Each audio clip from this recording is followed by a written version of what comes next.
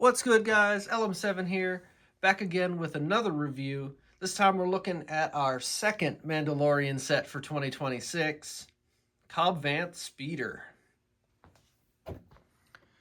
Alright, ages 7 plus, 75 437, has 207 pieces, 2 minifigures, and comes in at $34.99 in the US and $44.99 in Canada. Just like the other sets, I presume, of the year, it has the Mandalorian logo. I do kind of like the blue chrome border. And on the back of the box, we just get a different scene of our minifigures squaring off and some of our features that we obviously will look at in a second. Instruction booklet is boring as usual, but nothing unprepared for there. This is the biggest of the regular sets for this little January wave, and it comes in at 97 pages long. So a halfway decent build. It takes a couple minutes this time around. It isn't you got to sit down and prep for it for 2 seconds, I suppose. But with that, I will be back in just a second. Let's take a look at the build, and then we will go on from there.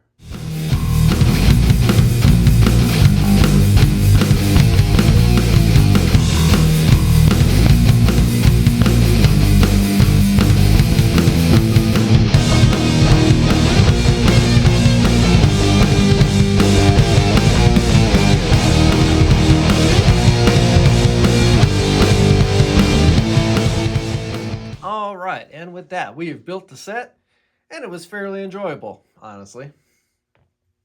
I didn't really know what to expect this time around. It's not a ship we've ever had before, which is also a plus on this set's, little record sheet if you have one.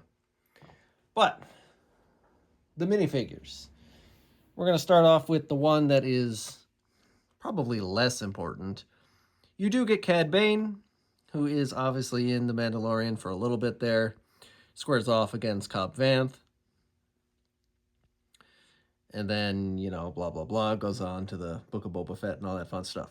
Anyway, Cad Bane, he's not particularly new, but he is still a nice figure to get. He has foot printing, pretty decent leg printing. He actually has arm printing this time around. Comes with 2 blasters, the new little tubes they give him. That piece is newer. And his head is actually not all blue this time around. So more close related to the Mandalorian version than the Clone Wars version. And that's about it for him. He has classic hat. All that fun stuff. He's a decent figure to have. And he fits the set, obviously, but I don't know. I didn't need another Cad Bane, but I guess it's fun to get. Now, the reason you'd get this set, obviously, beside the fact that we've never had this particular speeder before, is the exclusive Cobb Vanth figure that we've never seen before.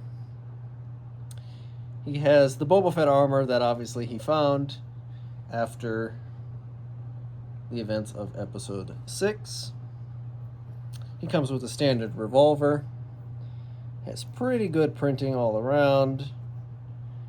Obviously it's Boba Fett's printing. You can see the weathered helmet. You also get that, which is a nice touch to get the helmet and his hairpiece. I'm always a fan of that. You get Boba Fett's classic backpack with jetpack on there. He has 2 different faces. I don't particularly care for that one, but that one is all right. I like the hairpiece, personally. I think it suits him. He does kind of have that wild hair, especially after he has the helmet on for a while. And he'd be probably the main reason you get the set if you're a minifig exclusive collector and all that fun stuff. So, the set itself comes with the speeder bike, obviously, and comes in at $35, which is unfortunately fairly expensive for this set. Getting it out of the way right away. I have nothing against the set. Like I said, the build was fun. It was new and unique. It actually has some pretty fun little quirky small details going on in there, and we can look at that. But 200 pieces, doesn't really scratch that $35 mark for me. I don't think it's obviously there are much worse sets as of late, but the trend of sets being just too expensive is kind of sad. You know, because as far as the set goes, the bike itself is great, like wonderful design, just too expensive. In like the realistic world that everyone wants, it comes in at $24.99, like a lot of sets used to. I liked that price point. It was a little more than a battle pack, but not quite like a mid-range set, so you could justify going to the store and maybe impulse buying them, but I don't even think this set is particularly not worth $35. Like I think you could get the play value out of it for that amount of money. But I just think it's too high. In the real world, I think it should have been 30. I still think 30 is too high. I think 25 would have been the sweet point for that. But they're really pushing the numbers nowadays. And I know before everyone says, "Well, you bought the set." Yeah, I know I did, but like that's the point. I wanted to see if it is worth the $35, and here's me telling you that I think 35 is a little high. So, like I say, for most of these, if you have points and you really like this set, use them for that. Wait for it to go on sale. Find it at a store that maybe does sales more often. I don't think it's the worst value set ever. I just think it's a little high for what it is. That being said, let's actually take a look at the bike itself so you can make your own opinions. Like I said, it is a unique build. We haven't had this bike ever, and I thought it was weird in the show anyway, but people really like this, and I've seen a lot of like mocks and stuff of this bike. I don't know why. Like, it kind of looks like Anakin's pod racer, I suppose. Maybe that's the draw. I don't know. I was never enamored with the bike, but it's nice to have it as like a collector and all that fun stuff. So if you really want to, it's not really a feature or anything, but it's easy enough to take off Cobb Vanth's little chair. I guess you could pretend that this is a little separate bonus speeder bike if you really wanted to. I just wanted to show some of the details without holding the other half. It just has some weird, unique details, like the headrest to the chair was kind of interesting, and the handlebars are different than we usually do, so the little foot pedal is nice. And obviously Cobb Vanth fits on there pretty well too. You also don't have to take off the backpack, which is always a plus in my opinion. Oop. No. We lost Boba Fett's helmet. That's the whole point of the episode. Is to get back Boba Fett's helmet. Oh, that's gone forever. I don't know where that went. Oh well, we'll find that later. Anyway, you can see he fits on there with no problem, even with the backpack on. And we'll combine that to the main part of the speeder in a second. But like, this has a decent amount of weight to it for only 200 pieces.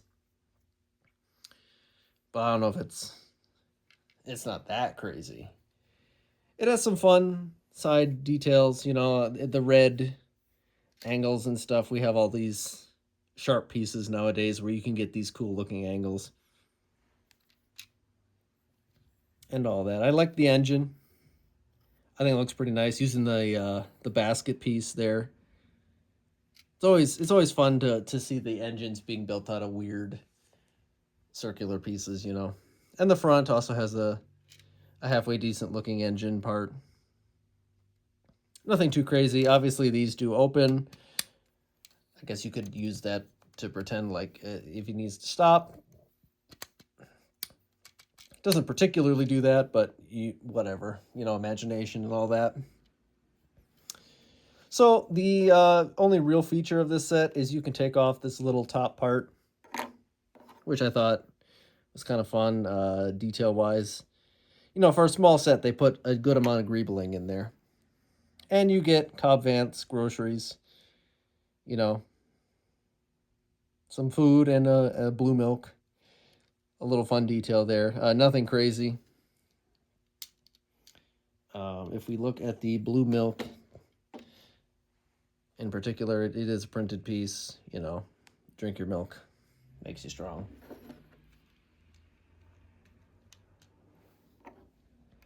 But that's kind of what I'm getting at when I say it's too expensive. Like, I like the set. Also, you get this little super old classic revolver on this side before I finish my sentence there. Like I was saying, and then this little Technic axle just goes into this beam here. How that connects. And boom, you have the whole thing together. As far as, like, price to fun, it's kind of my point. Like, it's not a particularly big set, which is fine. And I don't even think the 207 pieces is a problem when it comes to the price, big pieces and all that.